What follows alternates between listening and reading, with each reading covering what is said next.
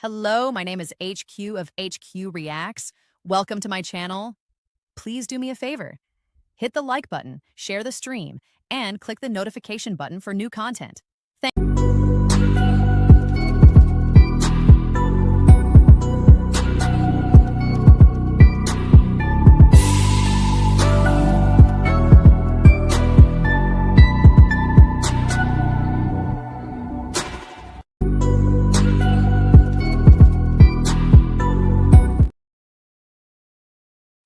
Hello. This is HQ. You see the thumbnail, right? The only reason why I made this show, or I wanted to come in and talk about this, was because somebody today said, why do black people vote Democrat, mostly Democrat? Why do we vote mostly Democrat? Or why would I feel the need to vote mostly Democrat? Excuse me, y'all. And I said, because the honest to God truth is, people go where they are wanted and not particularly tolerated. Most people go where they're wanted and not particularly tolerated. And over the past, every time we have gotten into power with Donald Trump, it has always been a race to the bottom as to how fast people could bring this party is different from your party type of deal. When Donald Trump came down the escalator, he alienated a lot of people. And he made it known, or he let it be known, that it was okay to alienate other parties in this country. So someone said, well, why would you want to be a Democrat? I said, because most Democrats believe in giving people fair shots. And we tend to focus on making regular people or regular life important for regular people, not just the wealthy or the connected. We tend to want to make sure everybody has opportunities. At least that's what most Democrats want. Okay. The whole point is, we all want to, all of us who are Democrats, we normally want the same things: better schools, healthcare, wages, support. And people choose the Democratic Party because it's not because they just don't want to be successful, based on other people. We want to help other people be successful, or based on success on our own, we want to help other people too. Okay? And we in our party normally believes that the government should help most people by leveling up the playing field, okay? And the point is, we value inclusion. We don't sit there. I was telling somebody the other day, you Republicans don't believe in what we believe in. You don't believe in pulling people into your party. You believe in alienating people from your party. You don't want gays there. You want trans there. You don't want certain brown people there. You don't want certain black people there. Okay. That is exclusionary. And that's a turnoff. That's why you don't have as many black people or Latino people or other people, or that's why you don't have that many people in your party. And you have mostly white people in your party. Because we believe in accepting all the races, the religions, the genders, backgrounds, incomes. We just do. So people who support Democrats, we often believe America is strongest when everybody feels included, not pushed to the side. Now, I had to actually look up what a Republican does. What a Republican stands for: a range of principles and policies prioritizedly rooted in American conservatism and individual liberty. The party emphasizes liberty, opportunity, preserving the American dream, and the idea that through hard work, each person can better their situation. It supports a smaller, limited role for government in many areas and believes in strong private sector involvement. Okay. The party also prioritizes national security, individual rights, and traditional values. Okay. Economic, fiscal policy, healthcare, and social safety net, don't want that. Environmental energy, don't want that. Social cultural issues, they're primarily aligned with all of social cultural issues, social cultural conservatism, immigration, and national security. Okay.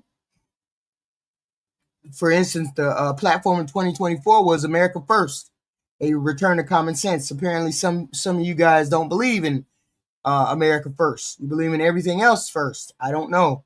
You guys are having a fight and fraction in your party, so something is going on.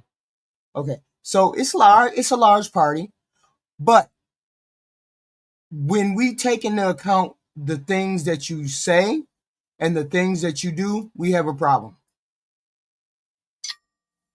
Specifically, we had a problem with this.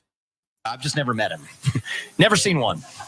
Never met one in my life, right? Maybe I'll meet a unicorn sooner. Oh, and I agreed with many things you said during, in fact, probably more than most other candidates when you were running for president. But I still would not have voted for you because you're an Indian. If you were to say of the voters bloc, what percentage of the voter bloc agrees with her? So say in the Republican primary, it is a lot higher than I believed it was a year ago. Interesting. Yeah. I would venture to say that he's experienced, terrible comments in the past. But when he was campaigning, he's like, what?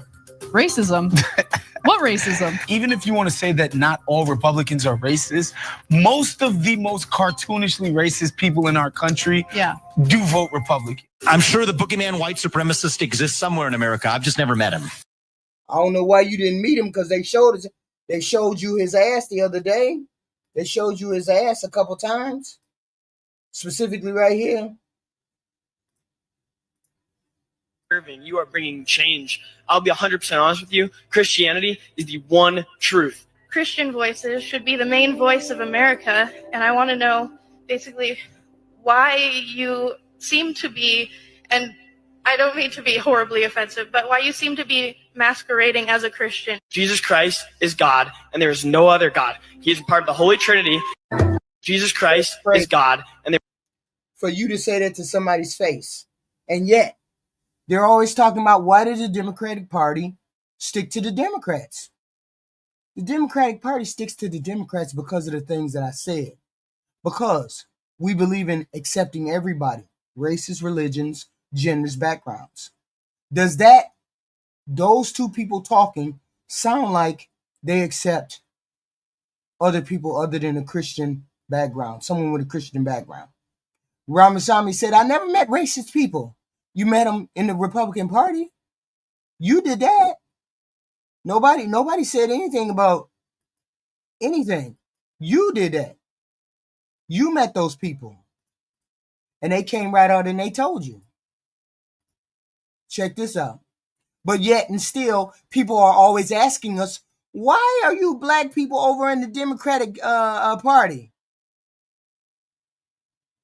Some of this stuff you don't see in the Republican. Nobody's saying that there's not racism in the Democratic Party, but we don't see it like we see it over in the Republican Party.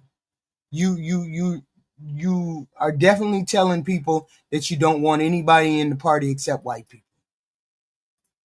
Hey everybody, Tim Miller from the Bulwark here with the Fingerling Trio. I heard it's got some feedback that maybe the N-word. These are emails. These are the emails that came out a couple weeks ago. So people can't say they didn't know. People can't say that they don't have racism in their party, because here it is, blatant on a young Republican website, a young Republicans, up and coming Republicans email. Just doing it all out in the open like nobody's business. And yet people ask the dumbass question, why would black people not come to the Republican Party? Because you have people in your party that do this. So if this is okay and acceptable in your party, why would anybody black or Hispanic go over there anymore? Why would they even go over there anymore? You have to ask yourself, this is what you have in your party. Why would someone go over there? Retarded appear more than 251 times in the chat. Before I get into some of the chats in particular, I want some top impressions from you, Samuel, first. Well, I immediately did Control F Jews, and I was bracing. But we only came in towards the top and at the very end, so I felt pretty good, a little unscathed.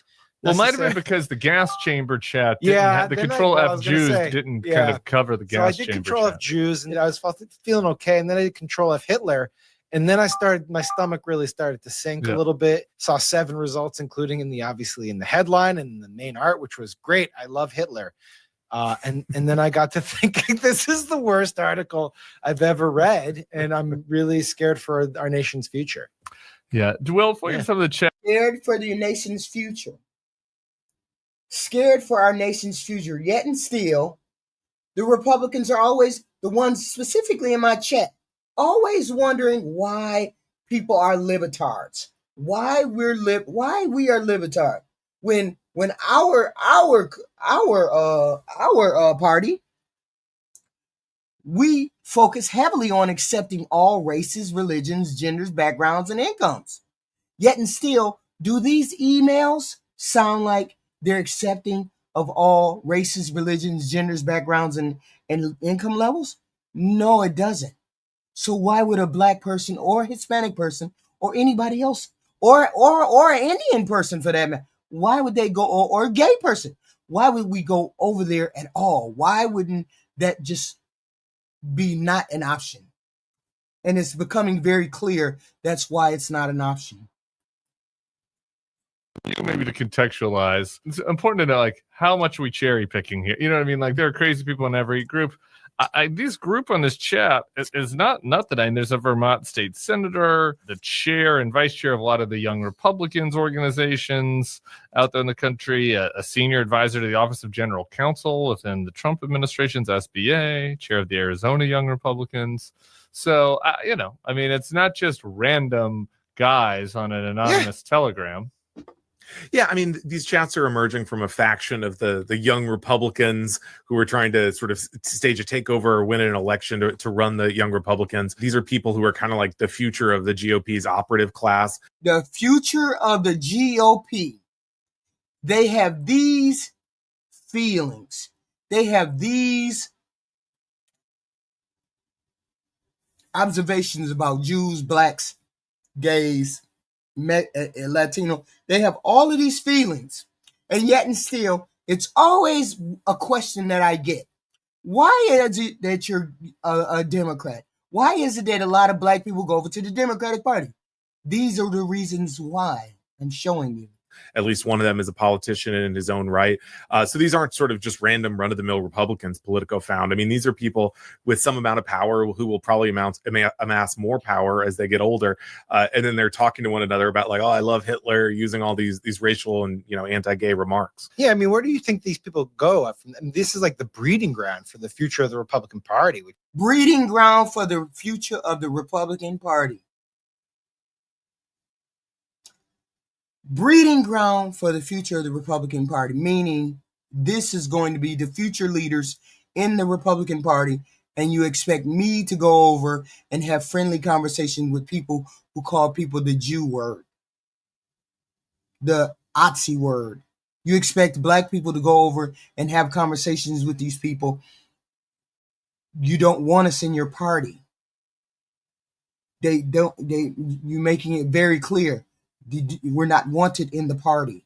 Which is really what scared me. It's like, it's one thing if these were like, random college kids at TPUSA. No, no, somebody said in the chat, hey, Sassy, somebody said in the chat today, why you black people always over in the Democratic Party? It's because our Democratic Party doesn't do this. Our Democratic Party doesn't blatantly say racist and misogynistic things. Our Democratic Party, there's racist people in all parties. I get that. But the Democratic Party believes in certain tenets where they accept all races, religions, genders, backgrounds on an equal playing field most of the time. On the Republican playing field, they just use you until you're not able to be used anymore. gatherings, which I'm sure they are at TPUSA gatherings. Yeah. But it's like another thing if you're seating major Republican offices and then you're on Telegram talking how big a hard on you get watching gas chambers. It's fucking crazy. It is crazy. So let's go through a couple of the exchanges. This one is not the most outrageous, but I think it's a good place to start because it's kind of three of the main characters. They have plenty of straight men have plenty of opportunity in the gay part. Black America. I'm gonna ban you from my chat if I hear you talking about gay shit. We're not talking about gay shit tonight. Pictures of the chat. I want to read this exchange and then we'll pull up the pictures of these guys. Bobby Walker. I just think it's important. Bobby Walker is the vice chair of the New York Young Republicans. We got Peter Ginta, who is then a state chair of the New York Young Republicans. And then you got Samuel Douglas on here as well. He's a Vermont state senator. So this is an elected official. Bobby Walker first says a mutual friend dated this very obese Indian woman for a period of time. God. Peter Ginta replies she was not Indian. Samuel Douglas, the elected official, said she just didn't bathe often. I'd like to take a picture of this three. Oh, yeah, really good stuff. Ding Dong Trio. Speaking of the cupcakes. I will say, though, they did. These are three of the guys, three of the individuals that were slandering all of the Indian women, slandering the Hispanic guys, slandering the black whoever, I don't know, whether black people or whatever, the Jews, and these were the three main characters on the email. People wonder why black people don't go over to the Republican Party, because we have people talking like this about all walks of life. When you are in the Democratic Party, you deal with all races, religions, genders, backgrounds, and income levels. That's the Democratic Party. We accept you for who you are, because every person is unique and the things they bring to the table are unique. In the Republican Party, you guys believe in excluding people. You excluded gays, you excluded transgender, you excluded brown immigrants, you excluded black people, you excluded people who had an abortion, you excluded all of these people to the point where the only people you say you want in your party are white Christian nationalist men. This is what you have been saying. This is what you have been conveying to the black people this past year, that you are unwilling to accept other people. You want to be stagnant where you want to be. Blacks, gays, Jews, you want to exclude all of those people. Nobody wants to be a part of a tent where they don't fit in. I don't go where most people don't go, where they're not wanted. Okay. Talk at one point about misusing their young Republican money to buy Ozempic, so maybe they're familiar with this issue. Or maybe not. Well, let me see. Like some watermelon and Kool-Aid with that. He says he likes being in Missouri because Missouri doesn't have flags. Are we sure? Yeah. I don't know. I mean, no. He said we don't want to be in Missouri because Missouri doesn't have gay people. We don't want watermelon and chicken because of black. These are all the stereotypical tropes that come from people that are not black or Hispanic or trans or gay or whatever. Nobody wants to go over there when they're talking like that. Nobody wants to go over there when they're talking like that. Okay? That's why people go to the Democratic Party, because the Democratic Party, you don't have the headache of having to live up to this kind of nonsense. Okay. I looked in a mirror in a while, but he might see one. I don't know. Something to think about. It's hard to look in a mirror. Painful. What's he did? Where is this man? See, and I believe this is exactly what happened with the last election. You Republicans, what the Republicans do is they say, I don't like gay, I don't like trans, I don't like brown, I don't like immigrant, I don't like Hispanic, I don't like all these things. And then they push that agenda on other young men and other young women. They push it on to other people. And then other people get that same content. You know, the biggest swing to the Republicans were young men between the ages of 17 and 29.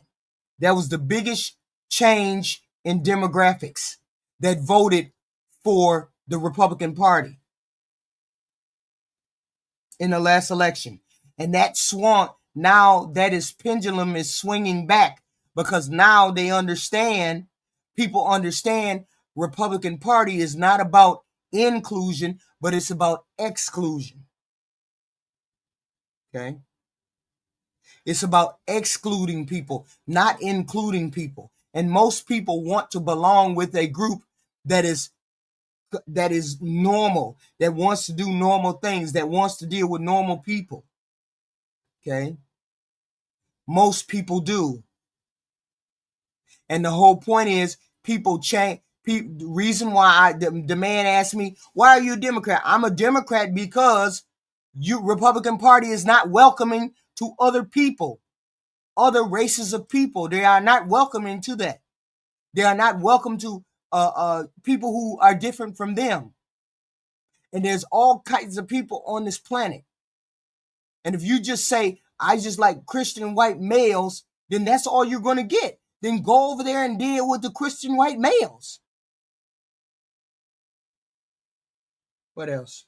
Talking in this. Was also one of the fellows, one of the other beef eaters from the other picture there, said of the NBA, I'd go to the zoo if I wanted to watch monkeys play ball. I'd go to the zoo if I wanted to watch monkeys play ball. Now, these people are wanting to be leaders in the Republican Party. And this is what they're saying. They're saying this kind of garbage. Thank you, Alexander Bryant, for $1.99. God don't like homosexuality. God ain't on this planet. Human beings are on this planet. You have to live with human beings. So this is what he's saying. If I wanted to go to the zoo, I'd go to the zoo if I wanted to watch a monkey play ball. These are the Republican. These are the future leaders of the Republican Party. And yet, and still, people are supposed to sit here and say, "Oh, why you want to be a libertard? Why is it that you're a liberal? You're a Democrat? We're Democrats because you all make it very clear that you don't want anybody in your party. So why get upset when none of the black people want to go over there?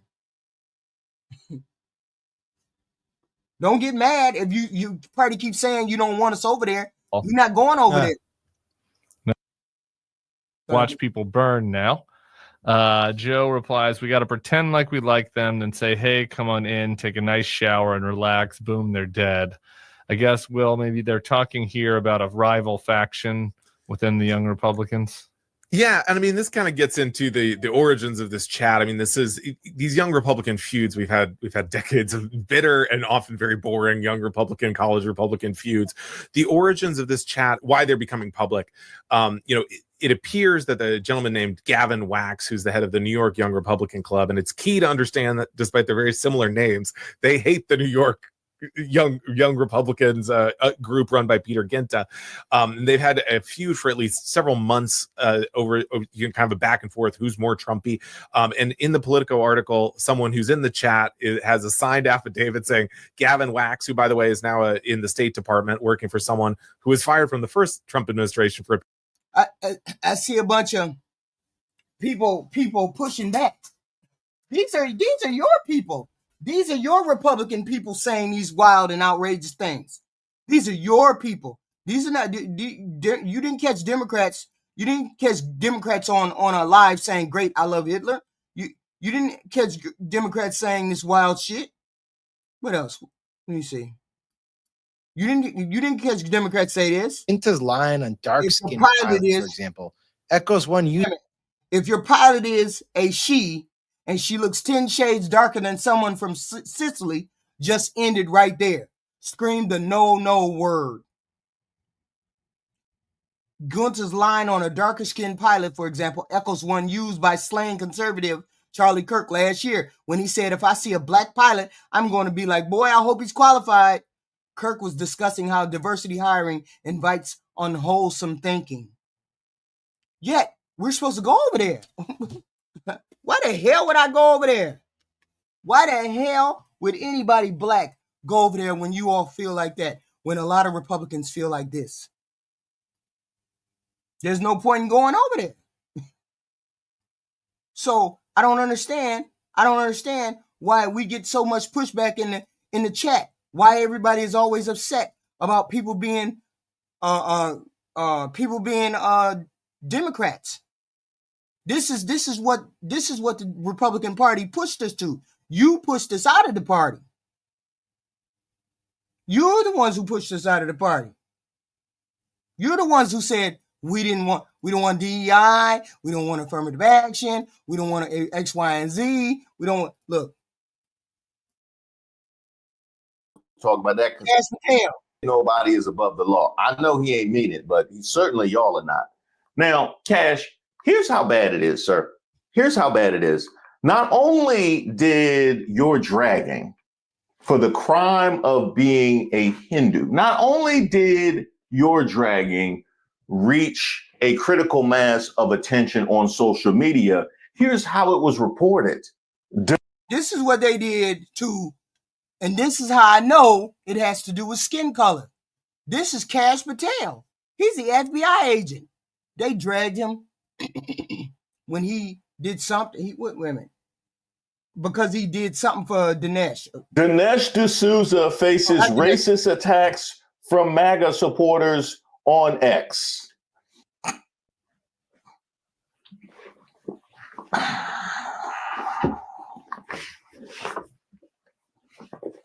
When you're ready to talk, we here. You know what I mean? When you ready to, we never get any sort of obituary or anything like that without that happening. So and they always use Danny Glover too. Honestly, they always use Danny Glover's photo for. Yeah. So, yeah. Kash Patel, keep going. Committee, because of my personal information being released by Congress, I was subjected to a direct and significant threat on my life. And I put that information in the record. Now, let me ask you this, Cash. You were subject to direct threats on your life. Were these direct threats on his life? He is the FBI.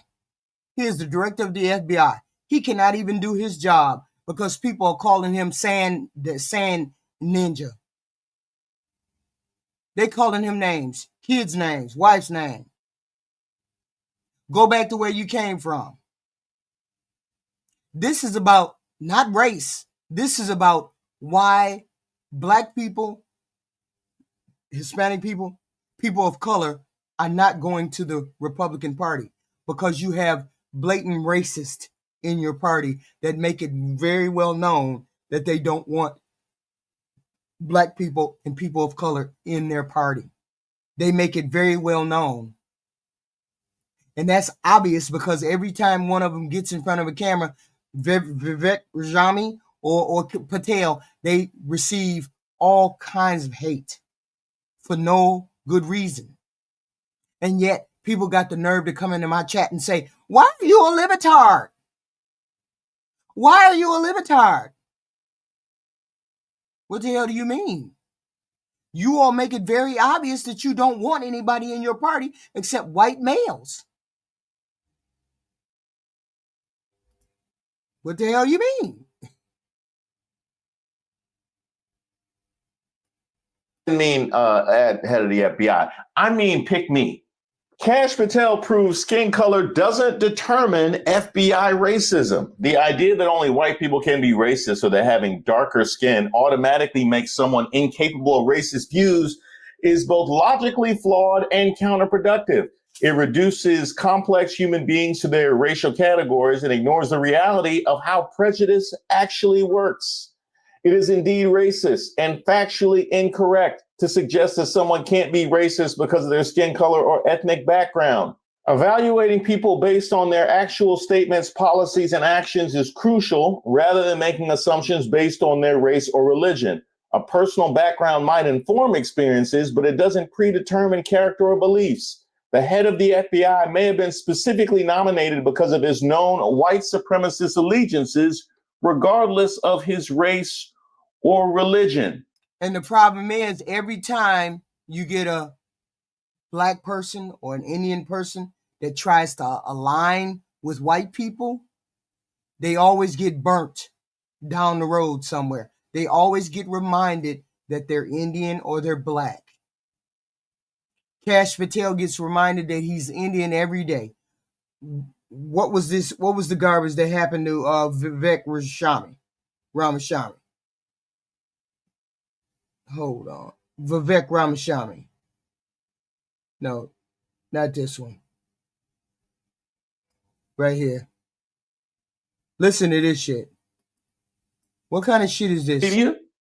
Here's a photo he posted of his son on the beach, to which the response was teaching son to poop on the beach. Here you got another photo with your kids, to which the response is, why don't Americans... Yeah, you got to get the hell out the door, Walter. You ain't racist at all. Get the hell out the door. Deport this Indian, amongst others. They really like to go. And then whenever he posts a pic, I'm confused. Why? I thought he was over there. I thought he was in the Republican Party. I thought he was one of y'all. No, I didn't think he was one of y'all. He thought he was one of you all. He thought that. I'm just answering the question as to why you have a problem getting black people to come over to the Republican Party. This is the question that I'm answering. I'm answering because A, you have things like those leaked emails, which really tells the tale about how people feel. We have a president who comes down an escalator and says that all Mexican people are trash and jailbait and come from prisons and X, Y, and Z. And then you have people who are high up in the government.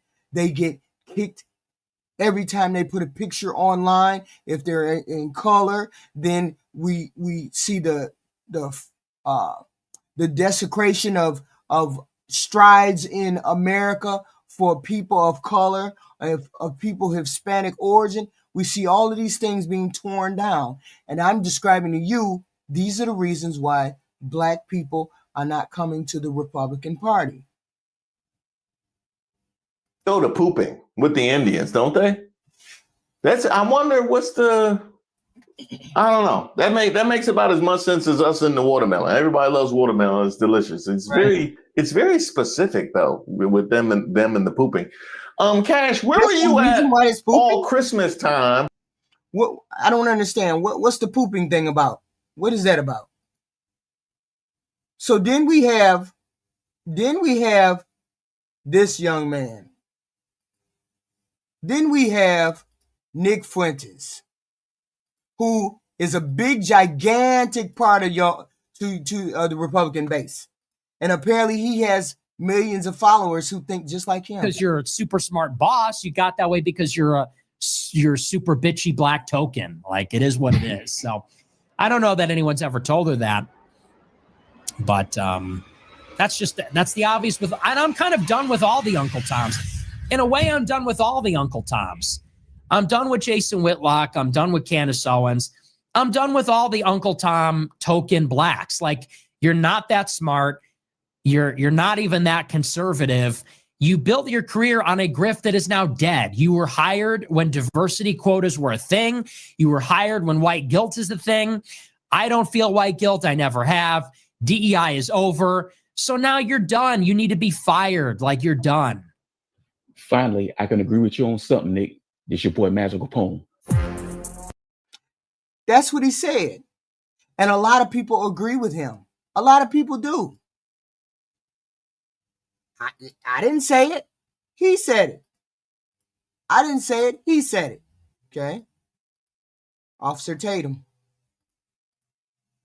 Another person that's getting his wake-up call.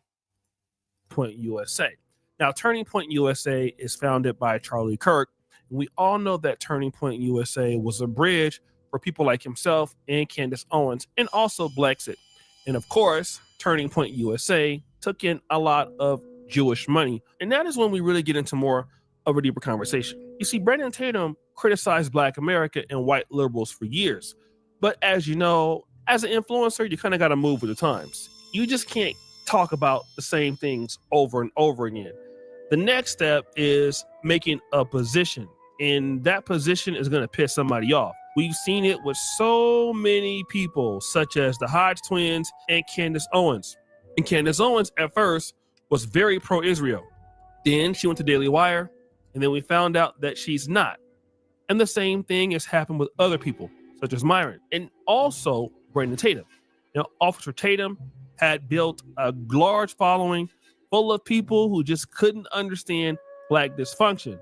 But now Brandon Tatum is simping hard for Israel, like big time hard.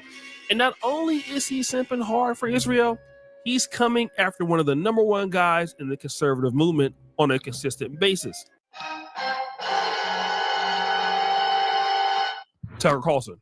Tucker Carlson is one of the most thorough conservatives on planet Earth. He is like a 10 out of a 10 when it comes to interviews, debates. I mean, his show on Fox News was top notch. Even when he got fired, he had the best show on Fox News. I believe he got fired because of a lawsuit or something that he did. He cost the network a lot of money, because he lied about the voting machines.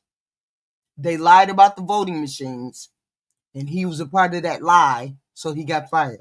He had to go. But Tucker Carlson is the gold standard. He is well respected in conservative politics. He's been in the game a lot longer than Officer Tatum. But the reality is that Tucker Carlson also has criticisms against Israel. And this is the issue that Brandon Tatum has. You see, on one end, Officer Tatum does respect the fact that Tucker Carlson is the real deal. I don't want nothing to do. I've lost faith in Tucker Carlson. I never really liked him a lot. I didn't like how he talked. Like, he was very condescending and he's just weird. But I respected his gangster because he was keeping it real. On Fox News, he was hitting them over the head. He would do tough interviews with Trump or anybody. And then somehow a tapeworm got in him. And now he just say the craziest stuff on planet Earth. Now he even says, yes, you know, I don't really like his cockiness or his attitude. But you know what? I do like his style. Not gonna lie.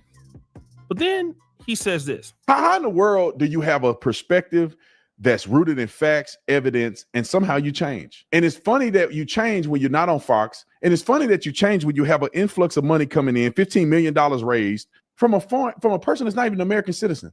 These people are on record taking money from foreign people, foreign registered money coming in, paying Tucker Carlson to go speak or interview the Qatari leader. He accuses Tucker Carlson of taking money from Qatar. It calls itself Tucker Carlson, right? This is something that's been going on in the conservative movement. Now, this is interesting because Tucker Carlson was also critical of people who take money from Israel. But at the same time, Tucker Carlson seemed to be hypocritical. Now, for the life of me, I cannot seem to wrap my mind around how any serious Christian conservative would take Taliban Tucker Carlson seriously at this point in his career. This is a man who has bowed the knee to jihad. And I mean what I'm saying. This is a man who has watered down the effects of Sharia law. This is a man who has praised the literal Taliban for their treatment facilities. This is wild. Hold on. Here we go. Here's my young Indian brothers. You live in Canada now and you're in an international world. And one of the things that I enjoy talking to you about is the way in which Indian American politicians on the right have seemed to have risen to prominence. And it's a huge point of discussion. I did a recent conversation on my stream about Usha Vance, the wife of J.D. Vance, who comes from, and I'm not sure if you know much about her family, but is from a fairly well-to-do family from India that moves to the United States, is kind of professional managerial class. And then she goes to Yale Law School, meets J.D. Vance there, and ends up becoming his partner, having children with him. after which he begins that sort of far right descendants see, whatever the fucking term would be there, converts to Catholicism, and all these things kind of change in her life. And so it's an interesting conversation about like everything from the idea of whitewashing yourself, assimilation, internalized bigotry, and also, you know, things that folks who are immigrants, who are from immigrant families, do not get coached on or get coached poorly on in terms of how to handle white supremacy in the United States. There was a bit of like discourse in my comments about like, how much does she know? How much does she get it? And actually seems to, you know, sees herself to benefit from it. And I think that raises a conversation about what it means to be politically educated in the first place. Because I'm like, you know, people like Lucia Vance come from these families that don't politically educate their children, but she is somebody who went to Yale Law School and, you know, worked under Brett Kavanaugh and John Roberts. So she's had some level of understanding of policy and politics and law. But I guess what I'm trying to parse, for one, is how Brahminical politics and lifestyle translates to these families, these Indian American families. Obviously, there's Indians from all types of backgrounds that come to the United States and to Canada, but it's specifically with these, you know, usually fairer skinned, well-to-do Indians who kind of move up the ladder of the Republican Party. We talk about Vivek Ramaswamy, we talk about Kash Patel, who then become these really bizarre figures because they're clearly tokenized, right? And they're clearly not taken seriously or respected. They're clearly tokenized. We're talking about, somebody asked the question, why is it that black people, why do people go to the Democratic Party? Black people stick with the Democratic Party as opposed to coming over to the Republican Party. And I said, it's because you don't want us over there in the Republican Party. You don't want us over there in the Republican Party. Every day we are reminded that you don't want us over there. We can look at Kash Patel and we can look at Vivek Ramaswamy and see that they tried to kowtow to conservative narrative over on that side, and they got kicked to the curb every time they tried to assimilate. Every time. Every time. And they continue to do it. But Vivek Ramaswamy is down in the polls in Ohio. Kash Patel has no respect as the FBI director. They're calling his kids X, Y, and Z. They're saying X, Y, and Z on X on every platform they have a chance to. You're not Hindu, you're not Christian, you're not X, Y, and Z. Why would anybody of color want to go over to the Republican Party? That's the topic of this conversation. These are the reasons why black people will not be going in mass over to the Republican Party. Affected by the white nationalist polity that they're supposed to be trying to represent and serve. And they clearly seem like they just don't get it. But at the same time, there is some degree to which they must get it, in the sense that this is the kind of casteism and politics that they've been raised to appreciate and to see as it. And these young men right here who are, you know, maybe Indian, I'm not sure about Elliot, but Rohan, are explaining that Kash Patel and Vivek Ramaswamy seem to think that they align with whiteness, and whiteness accepts them. They can align with whiteness, but they have repeatedly shown that they are not white. Repeatedly shown that they are not white. And yet and still they have a disdain for people in the Democratic Party. I don't understand why. When you know you're not accepted fully, well, maybe you think you're accepted fully over there. Because see, here's the thing. A lot of people think just because you pull your shit up by your bootstraps that you're equal, you're always going to be equal. And this is what people, this is so weird.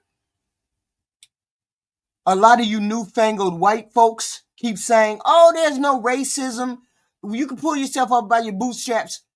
But how is it that we got people who won't accept you for the color of your skin in the comment section of pictures that you put on the internet telling you to go back to your country? You're not welcome here.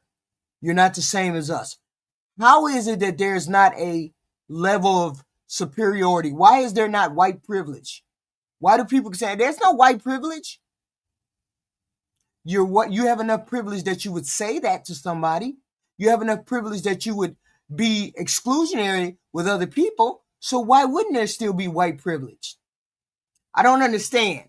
You don't want us to. You don't want to be excluded. You don't want to be. You don't want nobody to have a leg up to catch up to you. But then you distinct. You don't. I don't understand. I don't understand. Important to making a society function, and whether or not that's subconscious, it has to be a part of how they understand, for instance, racism and white nationalism in the United States, and see themselves as somehow friendly to that. I think we spoke about this last time, where it's like, although the caste system is very complex and there are some very unique complexities in there. For example, like I was seeing like North American discourse about Kamala, for example, and how they were comparing it to how people like Nikki Haley and Vivek Ramaswamy were operating and things like this. I found the discourse around Kamala very interesting because Kamala is literally a Tamil Brahmin as well. But and she had actually a pretty good coverage in India because her caste background as well played a role in like how, she was owed that respect from random people living in India, which is very different from how Zohra Mamdani is kind of getting some coverage. So a lot of people like Zohra Mamdani, and there's a lot of positive coverage of Zohra Mamdani like in India as well. That don't even make sense, Throttle Cracker. It makes no sense. Because Democrats don't deal with people based on race like that. It's always the Republicans that deal with people on race like that. You haven't seen the latest instances. The emails from the young Republicans, the way that Vivek Ramaswamy was treated on stage at Turning Point USA, and yet and still Charlie wasn't a racist or a part of any kind of racist thing. Kash Patel posts pictures of his kids and he gets they get ran all through with rhetoric and whatnot. And see, that's the problem. When you don't want to talk about race, you have a problem talking about race. Learn to talk about race. Learn to be honest with yourself first before you have a conversation with somebody else about race. And it's always for white people who never faced talking about race, they always butt hurt when people bring up race. Learn to navigate through the conversation sometime. But the fact that he's Muslim is what's like a talking point in a lot of groups. So that's something I found that was very interesting, where like the nature of the coverage was very different. But anyway, that's like an aside actually. But so when it comes to the nuances of caste and how that works with white supremacy in the US, like if you can kind of understand like the shadow of white supremacy in North America, you can kind of understand like the shapes that happen in caste, because it is very similar.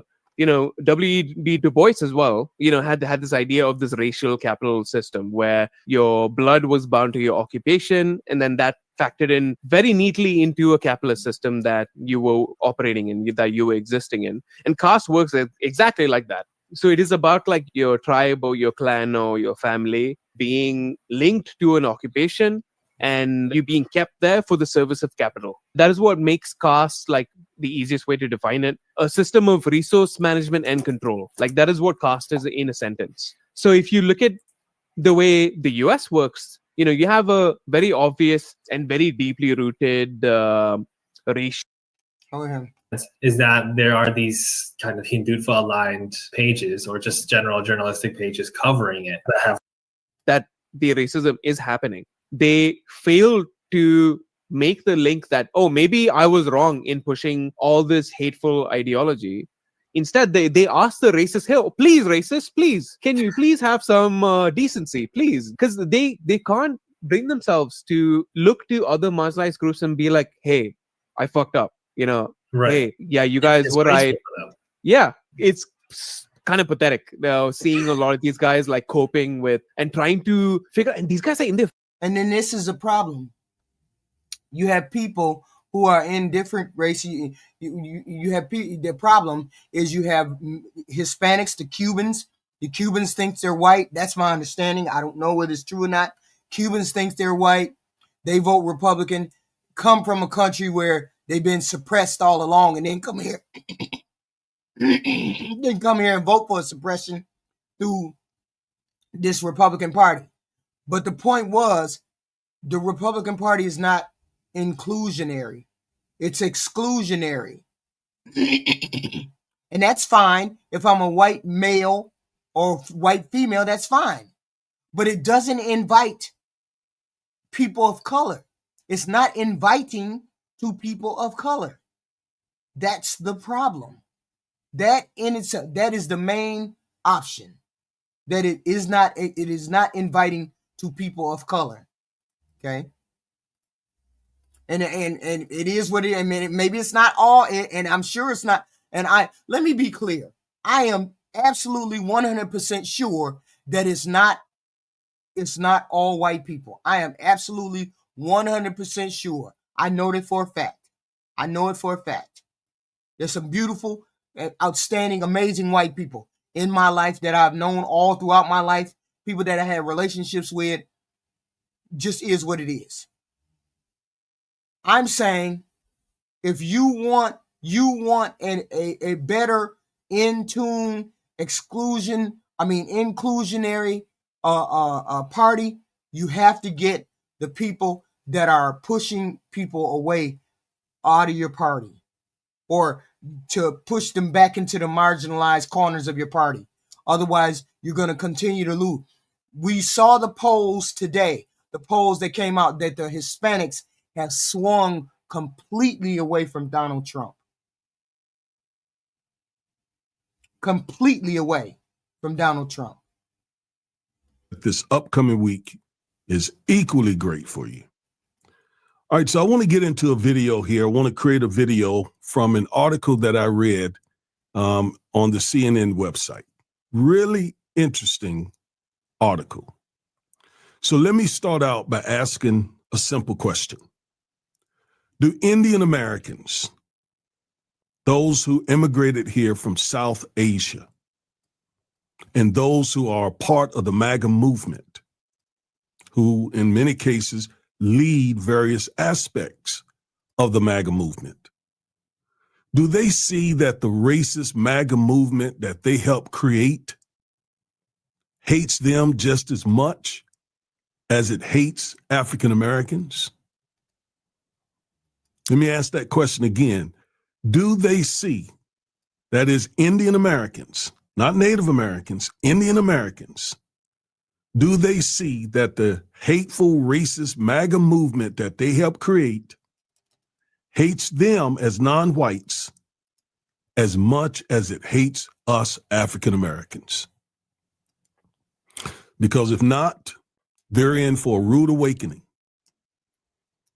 And they are currently learning the hard way that they're still non-white people, despite the disdain and racism that they help MAGA show toward African American people, and that many of them show individually. And that's because they have grossly misread the current situation in America.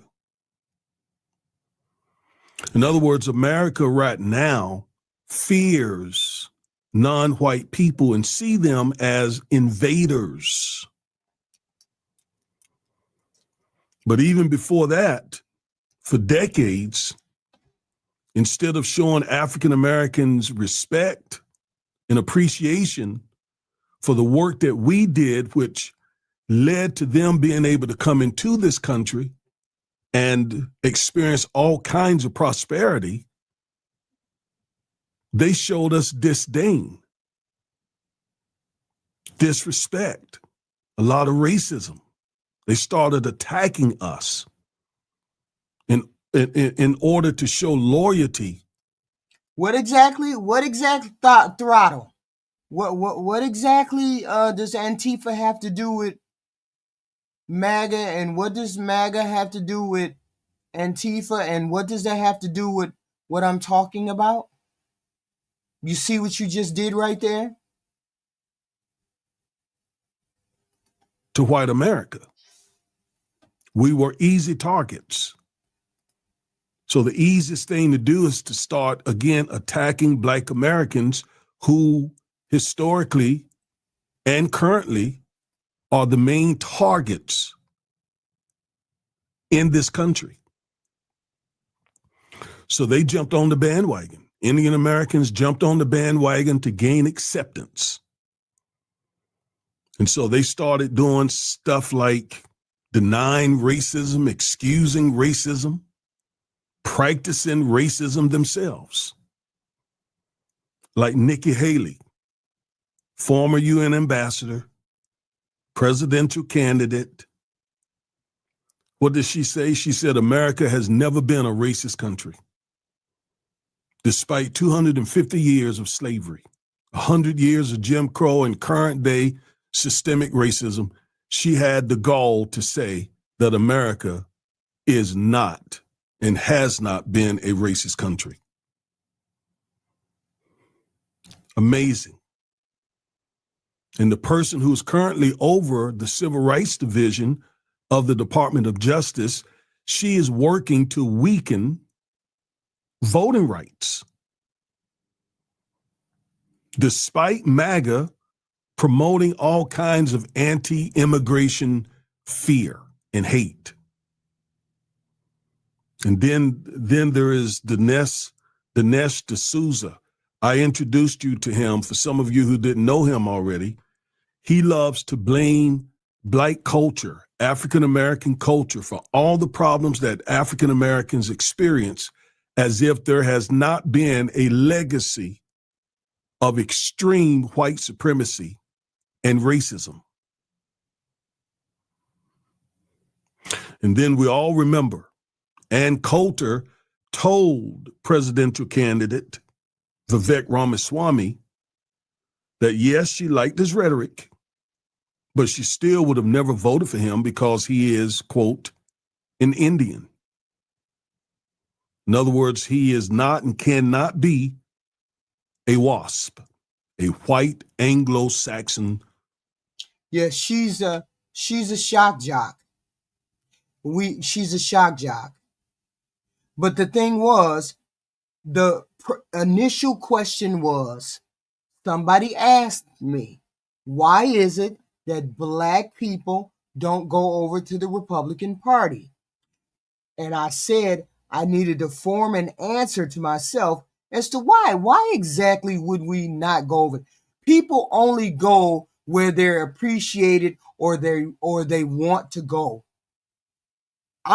If you're not Black, you can't speak for me. You can't speak for Black people. So don't give me your explanation. I'm speaking for most Black people. I'll say that. We're only going to go where we're appreciated. We're only going to go where ideas may be thought out, fleshed out.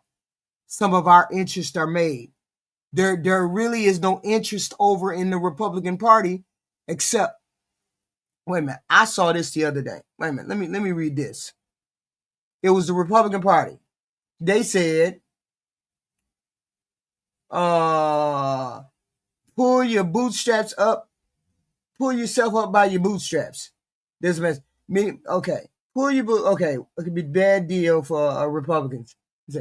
Why go into being a Republican? I mean, why a Republican? Let me see.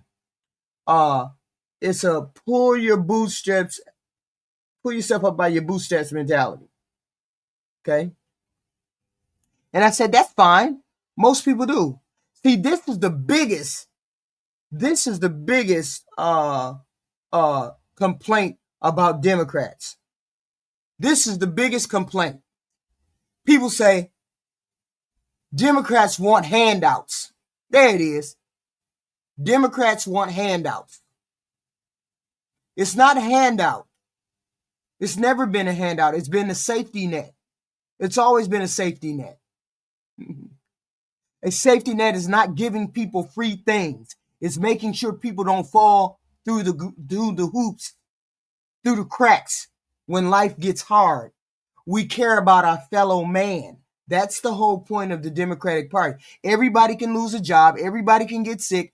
People face hardships all the time. Democrats believe no American should starve or lose their house because they fall on bad times. They also say, what I wrote it down. Most help. Okay. Why they want free handout? Most handouts, most things Most help go to working people, not people sitting at home. Food assistance, tax shelter, tax credits, Medicaid, housing, those are people who are working. No, Keenan Wibley, Republicans are no closer to Jesus than Democrats. Every person is each person is each individual. I would beg to differ that I'm closer to Jesus than most of you guys are. Because Republicans, you don't stand for anything. You hate, hate, hate, hate, hate. You're the party of hate. That's the problem. You're the party of hate. Because you hate Jews, you hate gays, you hate immigrants, you hate blacks, you hate brown, you hate abortion, you hate anything that come down the pipe. You hate, hate, hate. You never stand for anything. It's always about hating something. This is why most of us Democrats do not want to be Republicans, because you guys don't stand for anything. You have hate about stuff.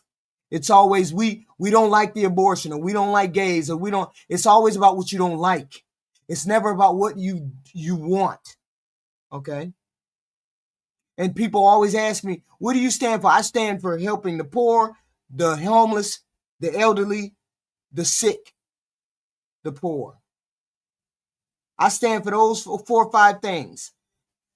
Particularly, what Democratic group believes in helping other people? Not the Republican Party. Not the Republican Party. You just don't. You all believe in giving tax cuts. You all believe in giving tax cuts and telling people that they can't be gay, they can't be trans, they can't be brown, they can't be black, they can't come over here, they can't be an immigrant. You always believe in telling people what they can't do. Okay? It's always about what you can't do. It's never about what you want. Democrats believe in helping the poor, elderly, veterans, the handicapped. They believe in helping people like that. I have never heard since I've been in this space, heard a Republican say, we believe in helping people. I have never heard you all as Republicans say you believe in helping anybody. Well, we believe in the tax cuts. Oh no, there's no delusion. Not one of you guys has ever said we believe in helping the poor, the indigent, and the handicapped and everything else. The first thing out of you all's mouth is Democrats want handouts. That's the first thing out of your mouth. Democrats want handouts. When I say to people, I believe in helping the poor, the indigent, the veterans, the handicapped, I believe in helping those people as a Democrat because Democratic Party helps those people. The first thing somebody says is handouts.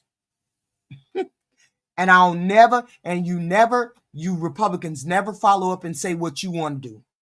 You never follow up and say what you want to do. You never do. You always attack. You always attack the Democrat when the Democrat says they want to do X, Y, and Z to help people. It's never about helping other people. It's always about helping yourself, and that's it. Because we never hear. So I'm just giving you reasons why. I'm just giving you all reasons why Democrats we don't understand you. We don't know what you stand for, that you don't stand for. I personally don't believe you all stand for anything because you never stand up for anything. You never want to stand up for the handicapped. You never want to stand up for the veterans. You never want to stand up for the poor. You never want to stand up for health care. You don't want nobody to get health care. Don't give them no health care. Don't give them no handout. You never want to get school lunches for free school lunches for the kids. Oh, we can't do that. We can't do none of that. We can't give them no free food. And it's always about handouts. The government help is not free. It's funded by the taxpayers, and taxpayers are Democrats too, just like Republicans. Okay? Just like Republicans. Okay? We aren't always asking for handouts for ourselves. We normally don't. We normally ask for other people besides ourselves. Helping people climb out of poverty saves the country money long term too. Okay. I'm not saying there's anything wrong. I'm not saying there's anything wrong with you Republicans. All I'm saying is you don't believe in helping other people. You only believe in helping yourself. And that's fine. Helping yourself, pull yourself up by your bootstraps, and forget all the rest of the other people. That's why I'm saying we as Democrats, what we Democrats believe in. We Democrats believe in helping the lower somebody that's less fortunate than us. We as Democrats believe in helping the poor, the indigent, the handicapped, the veterans, the elderly. We believe in doing that. I haven't heard not one Republican say anything about helping anybody other than themselves and other than doing tax cuts. I ask specifically every time I have a live, hey, Republicans, please tell us what the big, beautiful bill did for the people who make between 30,000 and 150,000, and not one of them can tell me what they have done. And you see, there's people in the chat right now saying the Democrats believe in destroying America. Can't explain one reason as to why Democrats believe in destroying America, but yet and still we believe in destroying America, and yet your president is the one that's pulling the America down the rabbit hole.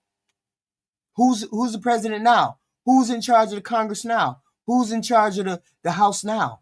All Republican. And we going straight down the shitter. No thought to it. Just came right out of the pocket and said, Democrats are destroying everything. No thought. Can't explain it. Democrats are communists.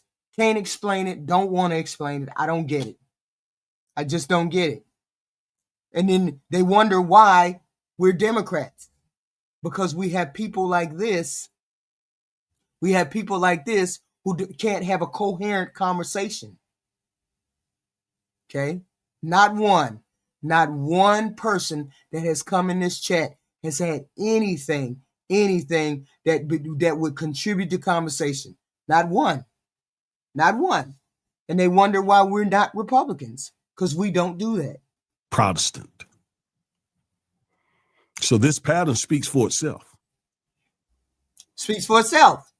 While they attack us, the MAGA movement is attacking them, despite them helping build this movement. They still have not learned that MAGA is driven by fear of a non-white demographic change and takeover. I believe that's the truth. That's the truth. Because in 25 years, whites are going to be the minority. In about 25 years, whites are going to be the minority. Or damn near the minority. Because it's going to be Hispanics. Hispanics are really catching up. Okay? Hispanics are really catching up. Hispanics, Indians, they fucking eat. And that's the thing. So I really believe this whole movement started because some white people in some room said, oh my God, in 20 years, it's not going to be any white people that are going to be in charge. It's going to be all mixed Hispanic or whatnot. And then they started doing the 2025 replacement. That's wild. We're going to learn in just a second why MAGA hates them especially. Hates Indian Americans, South Asians especially. So in MAGA's eyes, non-white people can fit two categories. They're either usable or they're useless. Yet that includes all non-white people. And yet Republicans are always whining about why black people don't go over to the Republican Party. It's because of this. He's going to explain. Black, Asian, Arab, we're either usable to further their white agenda or we're useless. And some of these immigrants, they come here thinking that they will be accepted so long as they dish out a lot of anti-black racism especially. But that is not enough to gain them acceptance, especially not in this political climate, because of the very movement, the very MAGA movement that they helped build and lead. Now, let's go to this CNN article. It's very, very interesting. Let's read this so that you can see for yourself how this has developed and is developing. It's going to be a huge problem for Indian Americans going forward in the future. The article says, last month, FBI Director Kash Patel wished his followers on X a happy Diwali. It did not go over well. Now, look up what Diwali is. I'm not an expert. I'm not even familiar with what the term means. So look it up for yourself. I presume it is a holiday in Indian culture. All right. And so he was wishing his followers a happy Diwali. Far-right Christian nationalists and white nationalists accounts flooded his posts with bigoted memes and rhetoric. Quote, "Go back home and worship your sand demons," close quote. A far-right pastor wrote. And I get it. I get it. There's a lot, don't get me wrong. As I stated, there are plenty of beautiful white people, black people, it's all kinds of people on this planet. Okay, I know a lot of people. But there are people in the Republican Party that push other people away out of the party. Instead of being inclusion, they become exclusionary. And that is why you have very rarely seen black people rush over to the Republican Party. And the reason why you have Indians, Cubans, you have people like that, is because for some reason they feel as though they're white, even though white people don't look at them as being white. Kash Patel and Vivek Ramaswamy is finding that out. The whole point is you have people in the Republican Party that are pushing the other people away. It just is what it is. Quote, "Get the F out of my country," close quote. Read another reply. Said another one, quote, "This is America. We don't do this," close quote. These responses, some of which were seen millions of times, were on the tamer end of the spectrum. In other words, there were even worse comments. Similar hostility followed Diwali greetings on X from former UN Ambassador Nikki Haley, the woman who said America's not racist, never been. Former presidential candidate Vivek Ramaswamy, who sort of smirked when Ann Coulter said something disparaging about blacks. An assistant attorney general for civil rights, Harmet Dillian, who again is working as I speak to weaken voting rights for blacks, as well as posts about the holiday from the White House, the State Department, Texas Governor Greg Abbott, Arkansas Governor Sarah Huckabee Sanders. Yes, we saw the biggest movement of men, period, go from the ages of 18 to 29, go over to the Republican Party because of the propaganda that was perpetrated online by the Rogans, Joe Rogans, the Charlie Kirks, the Nick Fuentes. Yes, there was a whole bunch of them that popped over to the Republican Party. Now ask yourself, why are they swinging back away from the Republican Party? Because they never were voters in the first place. They were fare thee well voters. They never were real voters in the first place. And now they can stand aside. They can stand to the side and see what's happening. That's the whole point. Okay? Because of the propaganda that was online. Most young men are online and they heard all the propaganda, all they wanted to hear about Donald Trump. He's so cool. He says what he wants to say, X, Y, and Z. Then you got the Joe Rogans, you got the Nick Fuentes, you got the Charlie Kirk, you got them all saying, oh, Christian values. Those lefties like gays. They like trans. They like brown people. They like immigrants. They want all these people in there. And now they're running away from the Republican Party. So, no, it means nothing. Now you may ask, why, if MAGA is so racist, is the White House, the State Department, Texas Governor Greg Abbott, Arkansas Governor Sarah Huckabee Sanders, why are they saying Happy Diwali?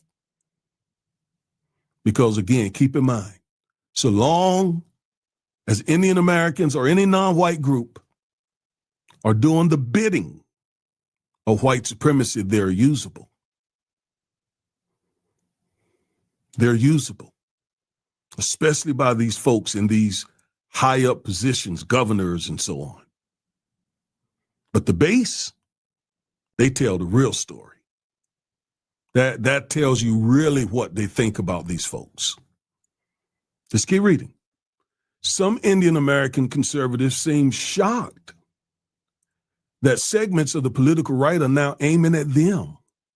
Why are they shocked? That's why I said in the beginning, they badly misread the room. White Americans are fearful of losing this country, of this country becoming a majority-minority country. They are fearful of that. That's why we got Donald Trump. That's why we have MAGA. But they thought, so long as they were sufficiently anti-black, they would be seen as different. They would be seen as different than blacks and Latinos. And even some Latinos and even some blacks try to gain acceptance this way. But it will never work. It'll never work. When Democrats won big on election night, Ramaswamy advised Republicans to cut out the identity politics, saying, we don't care about the color of your skin or your religion. We care about the content of your character. Close quote. And that's garbage. He hasn't learned. Now, doing it the way he has done it, and the rest of them has paid off for them.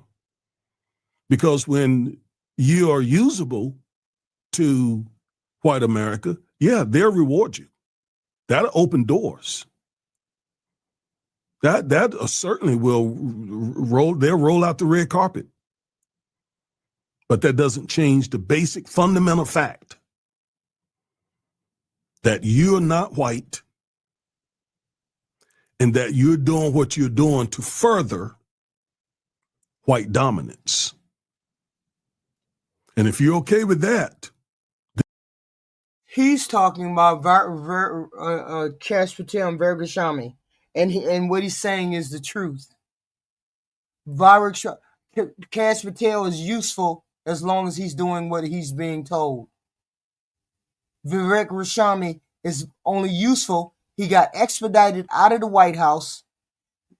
Donald Trump hasn't endorsed him as a governor for Ohio.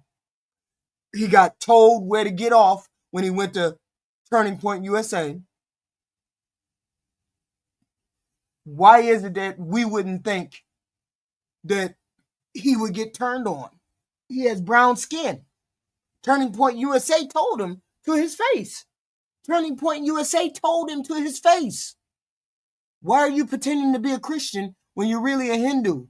And we really don't accept you as a Hindu. We really don't accept you. Why wouldn't we believe them when these young, innocent kids? These were two young children, two young kids under the age of 25 who told him. Ann Coulter told him.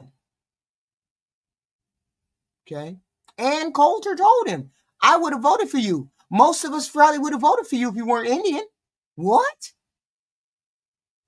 And yet and still, people had the nerve to ask me the question, why don't black people go over to the Republican Party? then you can remain usable.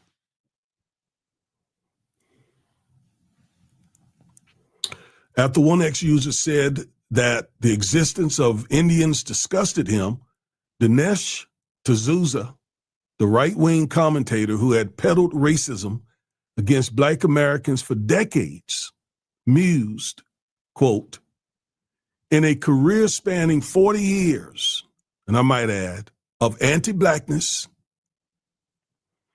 I've never encountered this type of rhetoric. The right never used to talk like this.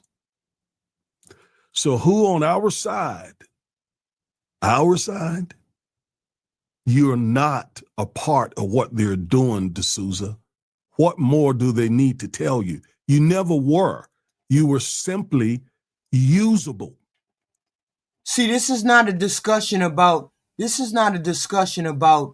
who, what, when, where, and what. This is a discussion about a question I was posed to today. Why are you on the Democratic plantation? This was the question posed to me today. And I'm answering the question as to why, as a Black woman, I would not go over to the Republican Party. Why no Black person has a benefit of going over to the Republican Party. Because you don't want us over there. Plain, very simple. White people do not want us over in the white Republican spaces. That is why we're not over there. That is why most Black people go to the Democratic Party. Okay? Most people do not go to most Black people do not go to the Republican Party because of that one fact. They do not want you over there. Wrong, I'm right. Yes, that's right. This is what I'm saying. Listen to the chat. I'm not one time have I called anybody a name. One time have I called anybody any kind of name, and that's all I get is people in the chat proving me right. Proving me right. I'm not the only person that says this. I'm not the only Black person that says this. But they don't want to hear what I'm trying to say. Black people do not feel welcome in the Republican Party because you all as Republicans do not make us feel welcome. So therefore, we're not coming over there. That's all I'm saying. Just, you don't. Has legitimized this type of vile degradation. Or you're talking about the same stuff that you and others have done to Blacks? Yeah, the chickens are coming home to roost.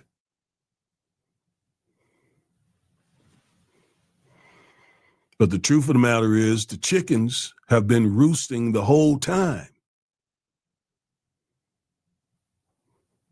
These folks were just deluded. If they hate us, they hate all non-white people. And that's what these folks are learning.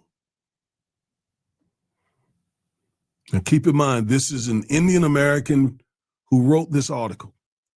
She goes on to say, this type of degrading rhetoric is not new, but it's increasingly prominent from the political right, MAGA. With the rise of once fringe figures and with President Donald Trump aggressively cracking down on nearly every type of immigration, the KKK came along after the Democratic Party got started. The Democratic Party did not start the KKK. The KKK did not start the Democratic Party. That's a lie. So let's please correct it. That's a part of the narrative that people like to say, but we had nothing to do with the KKK starting it, and they didn't start the Democratic Party. Just wild. I don't understand how you all come up with these wild ideas like that. Members of the MAGA coalition are openly suggesting that only white Christians belong in America. That is what they have been saying all year long. Only white Christians America, Christian America, this is our country. Even though they're not indigenous to it, this is our country. This is what we hear every day. Christian nationalists, this is our country. We have to assimilate to you. It's amazing that we understand how you walk, you talk, you dress, you work, you do X, Y, and Z. We understand everything that white people do, but white people have never tried to get to know the things that we do. Never. Knowing full well we can never go over there and be just like you. You're always talking about be normal, act like this, act like that. Knowing full well we can never be normal. But you never try to come over to our side and figure out what we're doing, how we act, how we feel. As long as you're usable, get your ass out of my chat. You might get a pass. Get your ass out of my chat. So as long as you keep carrying the water for white dominance, you may get a pass. And they thought that pass was acceptance. It's not. The call is coming from inside the House, this article goes on to say. So I can't pronounce the name. An editorial manager and analyst at the Institute for Strategic Dialogue, who has examined anti-Indian hate speech in the far right online. Indian immigrants, now watch this, and Indian Americans, or anyone perceived as Indian, are the largest target of a growing anti-migrant movement in the U.S. and around the world. Why? Because oftentimes those people come here on H-1B visas. They tend to be educated, more educated than others. They tend to be skilled in technology, science, and that positions them for the best jobs, to make the most money, and to create a lot of wealth. In fact, currently at the top of the food chain right now, economically, in terms of wages, income, wealth, are Indian Americans. And many whites resent that. Okay, they resent that.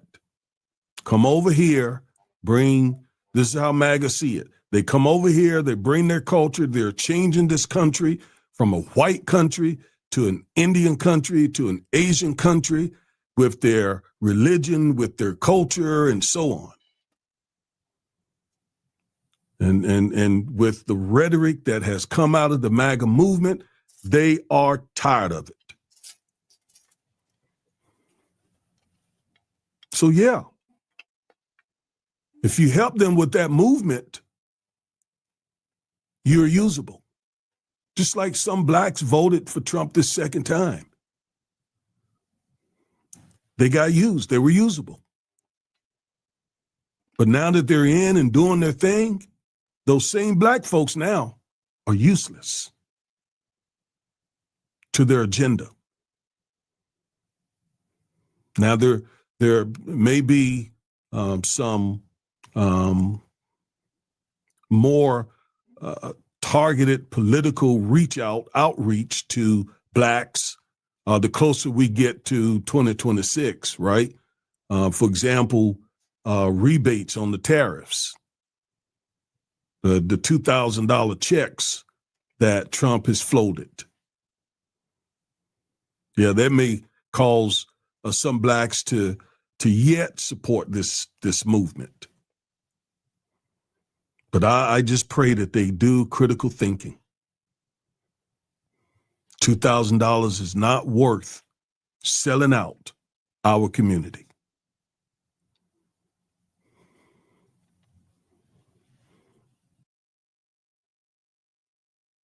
The KKK was not founded by the Democrats, or the Democrats did not start the KKK. The Democratic Party was around in the 19th century, 1828. Andrew Jackson and Byrne. KKK was founded in 1865 in Pulaski, Tennessee. A former Confederate soldier as a social club started a social club and began a reign of terror around the South. Just because some of the KKK aligned with some of the Dixie Democrats does not mean the Democrats started the KKK. The KKK was aligned with those Democrats in the 19th and early 20th century because of civil rights and Reconstruction. The KKK did not find or found the Democratic Party. That's incorrect. Democratic Party was established decades before the KKK came about. Okay? It was an extreme separatist group, and it's still an extreme separatist group. Okay? They worked with certain Democratic politicians, but they didn't start the party. Jesus. How many times people got to read sometime? Read something. Turn against Indian Americans who are supposedly the model immigrant. They already think that we are trash as black people. So if they think this of this so-called model immigrant, can you imagine what they think about you black folk? $2,000 should not delude you into thinking that Trump has anything good in store for us. This past year should show us. If you didn't get the lesson from the first administration, you should have gotten the lesson by now. I tried to tell you, but hopefully you're getting it now. I'm sure that the Hispanics got the message. I'm sure that the independents got the message. I am sure that people have gotten the message. They just had to say alligator Alcatraz. Alligator Alcatraz. That's all. Raquib, I don't know how to pronounce this name, Naik, the center's founder and executive director, said that his team recorded nearly 2,700 posts promoting racism and xenophobia against Indians and Indian Americans in October alone. Alone.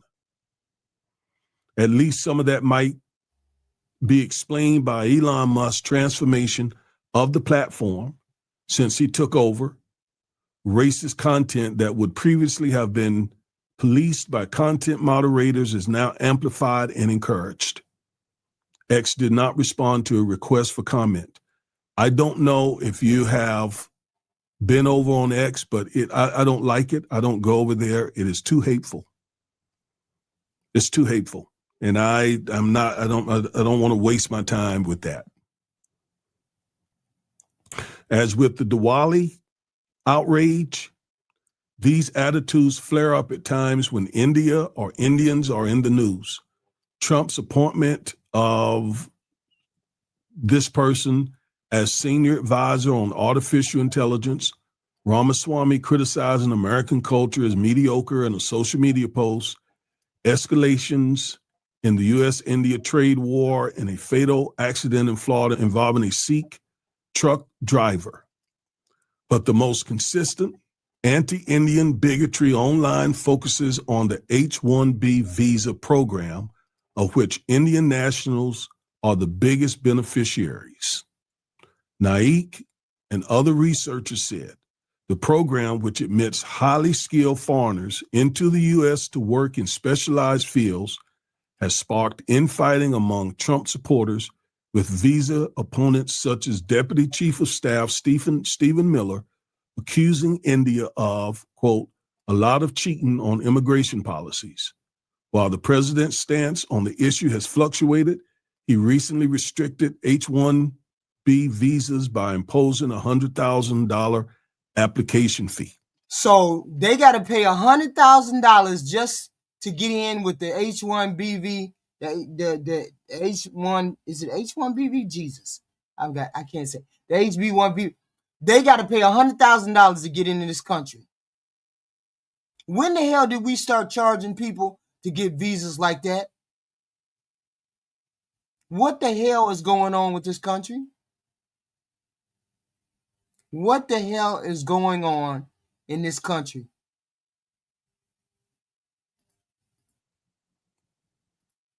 You see how this is playing out? Far-right accounts and actors now routinely frame Indian immigrants as scammers who are depriving Americans of high-paying jobs and call to deport them. Yet, Indian Americans are in leadership roles in MAGA, in Trump's second administration, and are helping implement all these anti-Black policies. Yet the very movement that they help create and help lead hates them just as much. And as far as immigrants are concerned, hate them the most. All right? So, they accuse Indians of... But for some reason, they seem to think it does. For some reason, they seem to think hating blacks makes you white. But a lot of people got their wake-up call this summer. They got their wake-up call with this president. Okay? Now, the point is, we didn't turn into Republicans because of what we hated about the Republican Party.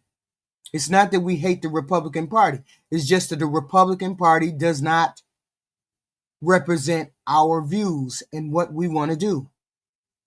It just doesn't represent our views as Democrats. Okay? We don't believe in pulling ourselves up by bootstraps and then leaving other people behind. We don't believe in doing that. There's things that we believe in doing. We believe in a safety net, helping people, elderly, handicapped, veterans. I have not once had one person in this chat say, what did the big beautiful bill do for them? Here we are. We're the most, yeah. And you're the one who keeps releasing emails with your leading Republicans saying racist stuff. And you're the one who keeps leaving racist things underneath Kash Patel and Rashami's pictures. Those are Democrats. I don't think so. They're Republicans. Christian nationalism, presumably, because that's all that hangs out on X. So no, Democrats are not the most racist party. The most racist party is the Republican Party. Otherwise, you'd have more black people over there. No, we don't have any fake oppression. There's no oppression whatsoever. From your picture, I'm assuming you're a white male, so you don't know what oppression is. So please, shut the fuck up since you're a white male and you don't know what oppression is. Of hiring only within their caste or ethnicity, invoke stereotypes about Indians being dirty or smelly, and highlight behaviors like eating with one's hands as cultural backwardness. It isn't just far-right trolls who invoke these tropes. During the recent New York City mayoral race, the independent campaign of former Democratic Governor Andrew Cuomo released, then quickly deleted, an AI-generated attack ad. Yeah, there's plenty of black Republicans. There's white Democrats. What's your point? But you're going to find them overwhelmingly in the Democratic tent. Okay? Overwhelmingly in the Democratic tent. The reason why black people don't go to the Republican Party is because you all make it very clear you don't want black people in your Republican tent. You make it very clear that you don't want black people or brown people in your tent. When it comes down to it, when it comes down to the basics and the necessities, you don't want black or brown people in your tent. I can't. I don't know how else to say it. Nobody wants to go somewhere where they're not wanted to be. Nobody wants to do that. When you have the racist, what about the racist emails that we heard? What about the bullshit with Charlie Kirk? What about the shit that Donald Trump said? All hit black and brown people wrong. All the things they did and said hitting black people wrong. All hitting black people and brown people in the wrong way. And I only answered the question that somebody posed to me today. Why are you a Democrat? I said, because your Republican Party doesn't want me over there. That's why I am a Democrat.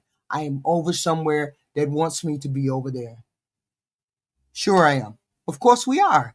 Of course, it's the Democratic plantation. What else? What else could it be? It couldn't be that you all have racist, misogynistic, entitled human beings in your party. It could not be that. It couldn't be that. It couldn't be y'all. It's got to be us. It's got to be us. It can't be that you have racist emails that get leaked. People saying they are white Christian nationalist party. It can't be none of that. It has to be something wrong with us that we didn't want to come over to be a Republican. It has to be. Yeah, because they're all Republicans. Y'all hit the like button, subscribe button, share button, please and thank you. Like button, share button, subscribe button. Everybody knows what they do when they go to a stream. They hit the like button. Why is it everybody has to tell people to hit the like button? Okay. Sure. This is what I get. You can't come over and have a normal intellectual conversation. It always has to be that I'm the one that has the low IQ. It always has to be me has the low IQ. It always has to be me. It cannot be you. It cannot be you. Okay. Take it back, Fred. Do whatever you got to do. You all hit the like button, the share button, subscribe button, like, share, subscribe button. Unless people just don't want to have, there's no honest conversation with you guys. There's no honest conversation with you guys. You can't have an honest conversation with you guys because you get upset the minute somebody tells you that you're not perfect. The minute somebody gets up and tells you that your party, there's an issue with your party with pulling people of color into your party. I'm telling you, there's a problem with your party pulling people of color into your party, and you get mad at me because I say that. No, somebody asked me why I was a Democrat and why black people don't vote Republican. And I said, because Republicans don't want black people in their party. No, you don't have to, Knowles Bradford. That's all you got to do is go somewhere else. Nobody asked you to come over here. What the hell? What the hell? So I was explaining to them why I was a Democrat. I believed in X, Y, Z. I believe in helping the poor, the indigent, the handicapped, the elderly, X, Y, and Z. And I have not heard one time one Republican say that they wanted to help the elderly, the handicapped, the poor, the veterans, or anything else. Not one time have I heard not one Republican say that. That's why I don't belong to the Republican Party. Because I haven't heard them ever say what they're for. I've always heard them say what they don't like. I've always heard them say, we don't like gays, we don't like trans, we don't like immigrants, we don't like black, we don't like immigration. I've heard them say they don't like those things. I've never heard them say what they like. Not one time. Not one person in this chat. Not one person in this chat. Attack ad depicting Zoran Mamdani sloppily eating rice with his hands. Y'all please hit the like button, share button. Slurs directed at South Asians, some of which originated on the largely unmoderated online forum 4chan, are surging and entering the lexicon both online and offline. Photos and videos selectively showing Indian origin people in public places are held up as evidence of an invasion. Another iteration of white replacement theory. Sounds like MAGA has turned or was always against Indian Americans, but it's coming out now.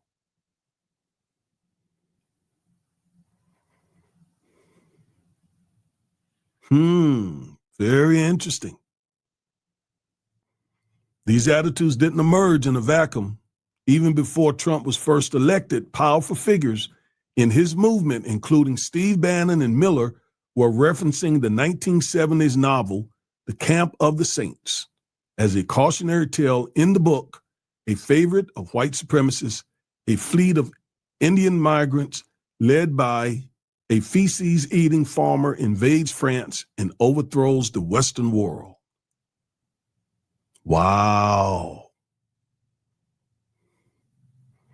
Yet, to be accepted,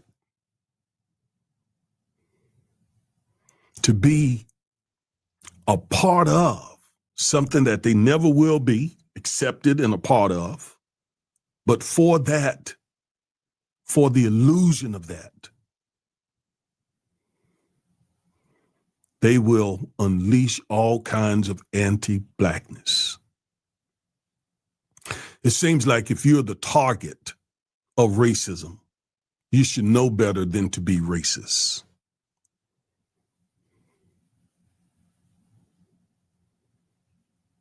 It's like Native Americans, to be honest with you,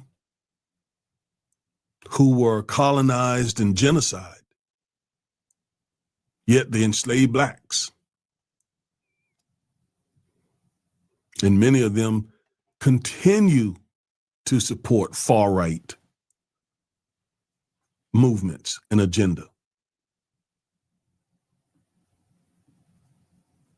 Against this backdrop of racist and economic grievance, the success and prominence of Indian Americans make them an easy target, said Rohit Chopra, a professor of Santa Clara University who studies far-right online communities and who co-authored the reports for the Center for the Study of Organized Hate. He's describing the hate that Vivek Rashami and Patel found online when they went online, and they belonged to the MAGA side. Apparently, they belong to the MAGA side. Now, my question is this: if they belong to the MAGAs, why is it that they catch so much flack for being Hindu from the MAGA crowd? Why is that? They catch so much. If they're so inclusive, why do they catch so much flack being Hindu, Ramashami and Patel? Why is it they catch so much flack? They catch so much flack. They're in the news all the time as catching something. Why are you here? You're not a Christian. This is Christian. They went to Charlie Kirk's organization and they blew him out of the water as being a fake Christian, and they couldn't stand him. Like they couldn't stand him. No, Graham, don't spread that rumor, Graham. Most of the deaths, the political deaths that are coming out of here are young white males. Don't start that shit, and they come from far right. Don't start that shit. Look at the police report. Look at the FBI reports. Don't start lying. Okay. And the whole point is, I was asked the question, why am I not a Republican as opposed to a Democrat? I said, because the Republicans don't want people of color in their party.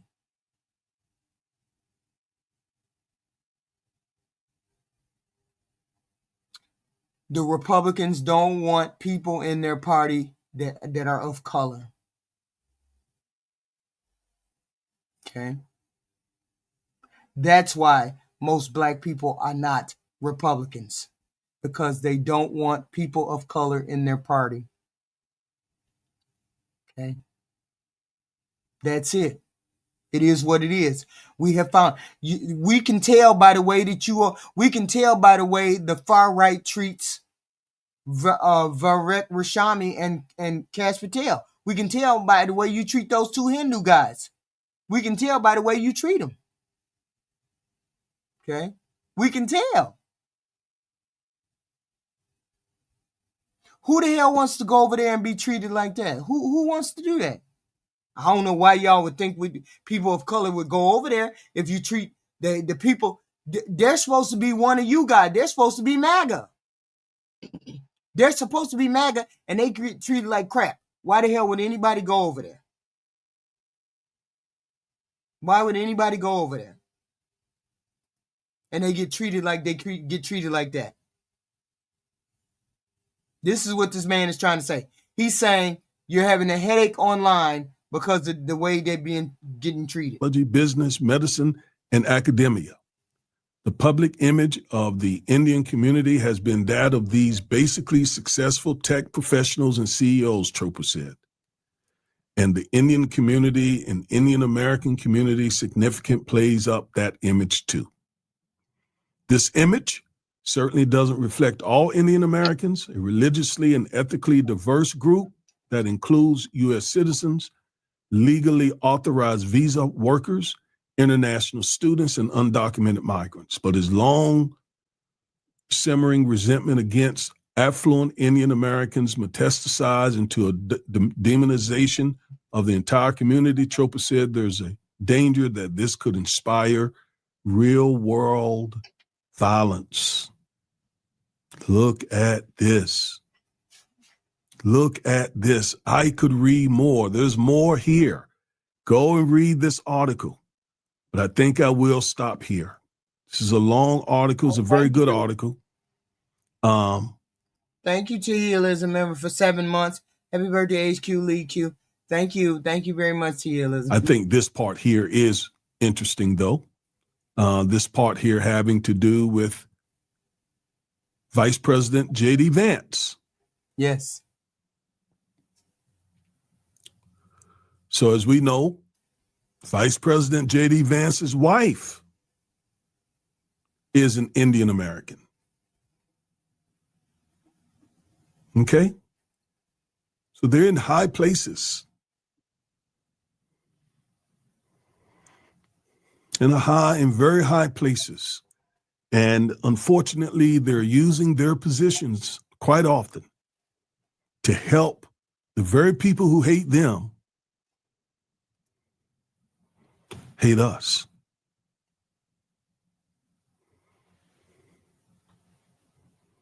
I don't know if you've had dealings with Indian Americans. I have over the years. Some have been pleasant, some have been unpleasant.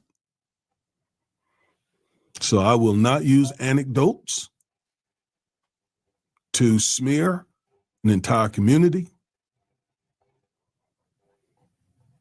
But the research, the data shows that there is anti-Blackness from the South Asian community toward African Americans. That's not every one of them, but the data shows many of them. And again, with them suffering the type of racist behavior that they're experiencing, one would think that they would not participate in that and certainly not help implement it against other non-white people. You would think. Thank you to Healism, $4.99 super sticker. Thank you very much. Thank you. Thank you very much. Yes, but we have that same rhetoric. And this is that's the sad fact. So why would somebody want to be a Democrat? Why would you want to be a Democrat? Democrat. Okay. We wanted to help our fellow man. And we wanted to be included in the voting process. We believe in helping people who struggle. Okay? It's not about handouts. It's about helping people when they're down. Getting free handouts, that's not what we like. We don't do that. But we definitely don't tell people to pull yourself up by your bootstraps. Okay? I'm a proud black Democrat too, plant-based man. They can't tell me. I have asked ever since I started this channel, what has the big beautiful bill done for you? White, black, Hispanic, it don't matter. What has the big beautiful bill done for you? What has the Republican Party done for you? This year, all this year, they've had a whole year to do whatever they needed to do. I have not seen one thing done to help the fellow common man. And when I ask the question, I always get this backlash of things. You know, I get the backlash of, oh, you Dems are this, you brainwash, you KKK, and you're all this and that. But you never come up with a solution. You never, and nobody has been able to put in the chat. I read them off to you. Handicapped, veteran, elderly, poor, disabled. Those are the 5 things I believe that the Democratic Party wants to help and wants to prop up and wants to make our country better by helping that demographic of people. I haven't heard from the Republicans yet as to what they want to do to help the people. What their party does to help the people. Yeah, the kids too. Definitely the kids. They don't want to give them free lunch. They don't want them to get health care. Don't want them to get nothing. It's all handouts. Like it's coming out of their pocket for real, for real, for real. But we already have a social contract. So you have already agreed to give money to these people. So when you are down on your luck, the money is there for you. That's the whole point. And I'm saying to you, as a Democrat, as a middle Democrat, a central Democrat, these are the things that we stand for. Most Democrats start out wanting to help people and doing for their fellow man. I don't know what you Republicans believe in. I always say you guys don't stand on anything because you never come up with wanting any. You hate. You hate the gays, the trans, the browns, the immigrants, the immigration, the Muslims. You hate all of that stuff. You hate everything. It's never about what you want. It's never about what you want to do. It's never about what you want to help. It's always about keeping somebody out, keeping somebody down, withholding something from somebody else. It's never to help anybody else. And this is why I'm not a Republican. Okay? That's why I'm not a Republican, because you guys don't want to help anybody except yourself. And you only want to give tax breaks to the rich. You never hear of you doing anything for your fellow common man. Because if you thought about the fellow common man, we wouldn't have all of this pushback from these Epstein files. We have all of this pushback from these Epstein files, knowing full well you don't want to stand, you were not standing on the side of the victim when you keep saying not to release the files.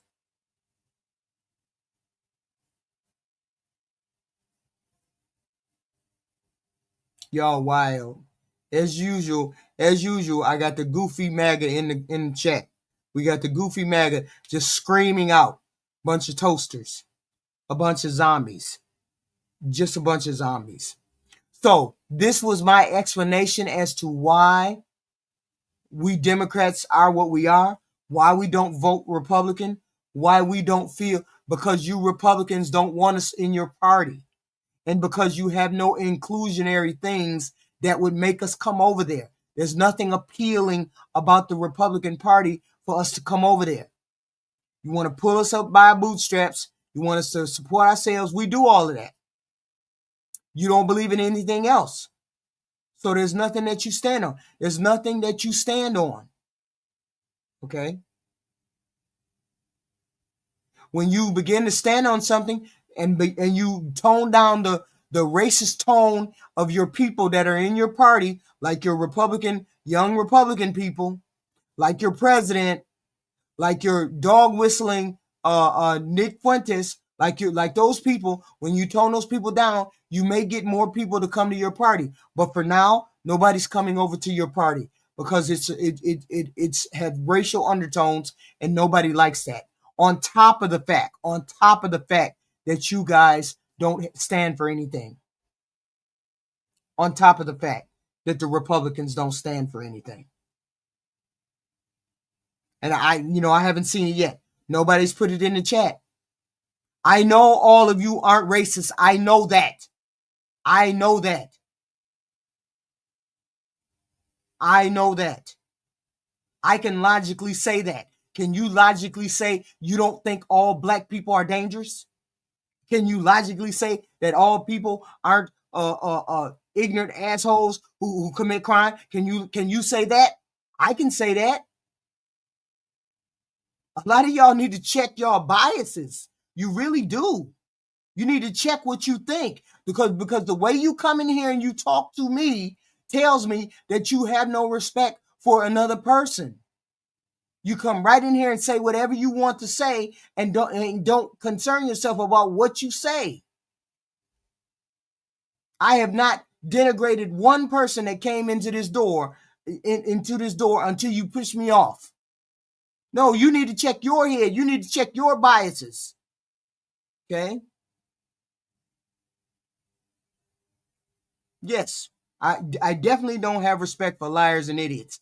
That's why I'm over in the Democratic Party and not the Republican Party. But that is, these are the goofy people, all right. These are the MAGA people. They'll figure it out one way or the other. They'll figure it out. I'm taking them down into the water, T-Healism. I'm taking them with my bare hands down into the water. They're going to drown sooner or later. I'm going to keep them under the water till they drown because they're not getting it. They're not getting it. But that was the question that was posed to me. Why don't black people go to the Republican Party? It's because you guys don't want us to be in your party.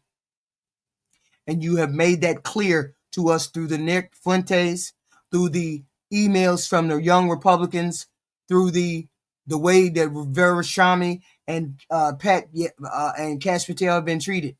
That is why you're not going to get that many black people over there. That's all I'm saying. That's all I'm saying. But just love coming over here to Healism. Just love it. Love it. That's okay. It's okay. Yes, we're dumb and we have the stupid IQ. Yeah, fuck off too. What's your name? I forgot your name. Whatever the name. See, I don't even remember your name. You sound so damn dumb. I will see you tomorrow. We have the same content tomorrow. We'll have something else. Oh, I forgot. We're gonna do the Venezuela. We're gonna find out, is Trump done bombed Venezuela already? Are they about to get the bombing? Is the bombing finna happen? What's going on? Or are we still on the Epstein file? Oh, the Senate did decide that they're going to let the Epstein files be released. But we already know. You already know what I told y'all, right? That Trump is gonna say the files are under investigation, and that's why we won't be able to see them, right? Y'all do know that's what Trump is gonna do, right? I guarantee you that's what's gonna happen. He's gonna say the files are under investigation and we can't release them. That's why they're not gonna be able to get released. But your president is corrupt, and you all know that. And you all know that. We all know that. We all know that. He is what he is. I'll see you all tomorrow. I'll be back tomorrow.